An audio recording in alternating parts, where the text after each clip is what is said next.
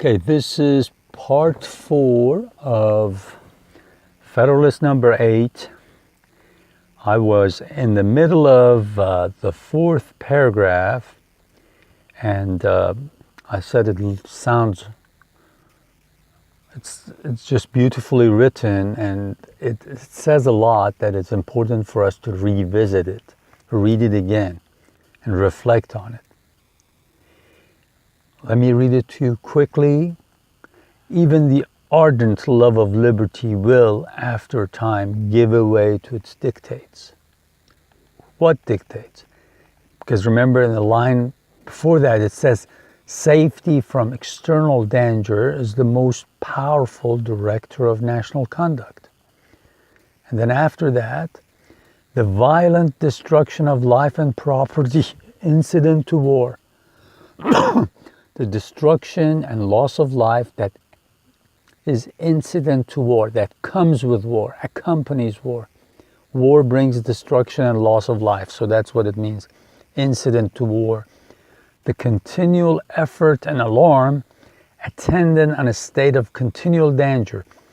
When a country is in continual danger, when it's constantly being attacked, or it fears that it's being attacked, will compel nations the most attached to liberty to resort for repose and security to institutions which have a tendency to destroy their civil and political rights. Because you're so afraid for your safety that even if you're the most peace-loving, even if you're the most liberty-loving, freedom-loving person or people, you'll gradually rather have your safety than your liberty, than your freedom. So you'll be willing to give up some of your freedom just to be safe. And this is the most awful thing that's going to happen, because as we know, as we've seen throughout history of the world, people, when they get power in their hands and they realize that they have scared people enough so that those scared people will just hand their freedom away just to be safe and secure, they realize that they can actually have a subservient people in front of them to rule. They realize that they can keep these people scared and dictate whatever they want to them. So to be more safe, that's the last line of this paragraph, to be more safe, they at length become willing to run the risk of being less free. And this is one of the reasons that I said this Federalist is very important, because it talks about if these states did not unite, they will all each have some sort of standing army to make sure that the state next to them will not invade them. And the bigger standing army you have, an army that's supposed to protect you from neighboring states or invading countries, gradually the less freedom you'll have. Because the ruler or the rulers, even though at first they might have been well-meaning, what they do is they use that army to crush you if you question them, and to take your freedoms away. This has been done all throughout history. And that's why Hamilton is saying, look, if you unite, we will need only a small army to keep these borders safe for us. We won't have to watch every one of these borders between the states. and we will just build a big navy to stop others from invading us or not allowing us to trade with other countries. So small army, big navy will ensure your liberty, that you do not lose your freedoms. And directly and indirectly, he reminds them of Britain, an island nation. He says, the reason the British have more freedom than the continental countries, the countries that are in Western Europe or Europe, the countries that border other countries, is because, for the most part, Britain is an island. And they don't have a standing army, they don't have a big army inside the country. You just have a big navy. And because there's not a big standing army in Britain, they tend to have more freedoms than any of the European countries. So he says we can do the same.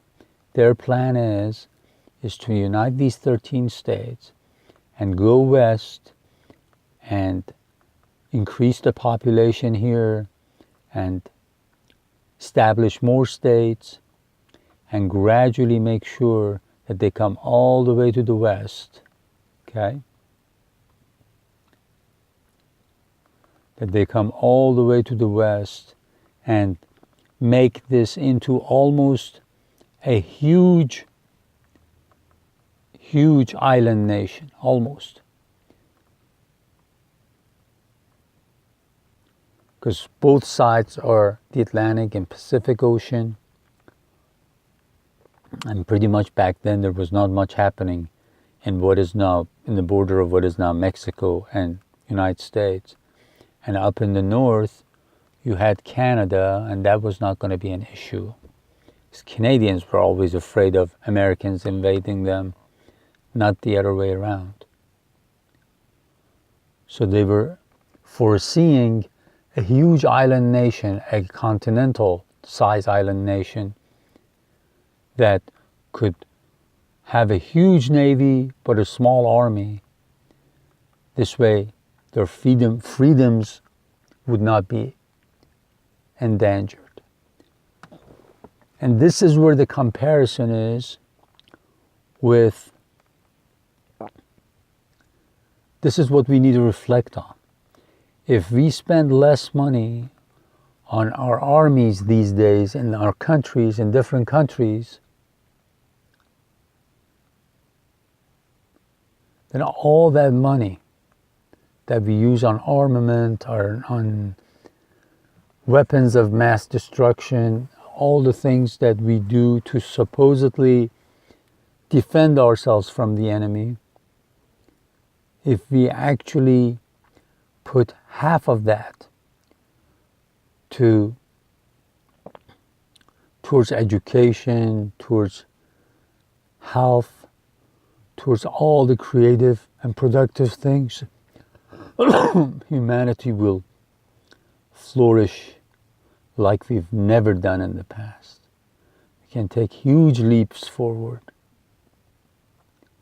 So that's what I want you to take from this Federalist and with the other Federalist, but it's more so than this Federalist because it is going to give you hints of how nations can be great in a sense that they can have more freedom for people, more peace and prosperity, and by extension, our planet can have, people on the planet can have peace and prosperity when we don't have to constantly think about our security because we might be invaded by another country,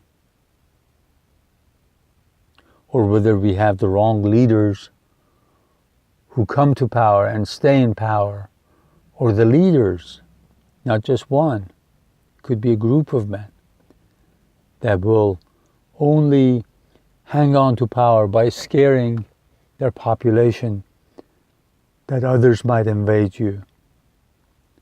that others might destroy your way of life. They'll use any lie they can. They will exaggerate any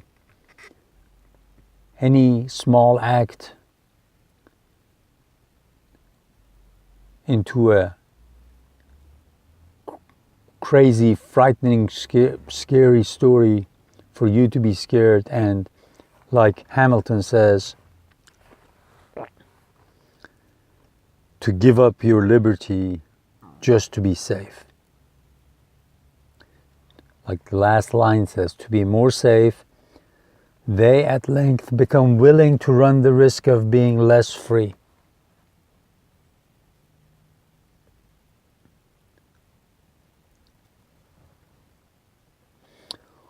We don't want to cheat ourselves and lie to ourselves and be a toy in the hands of dictators and demagogues and start believing this lie that if we build bigger armies, we'll be safer, and this way gradually give up all our freedom, be monitored 24 hours a day, every minute, be spied on.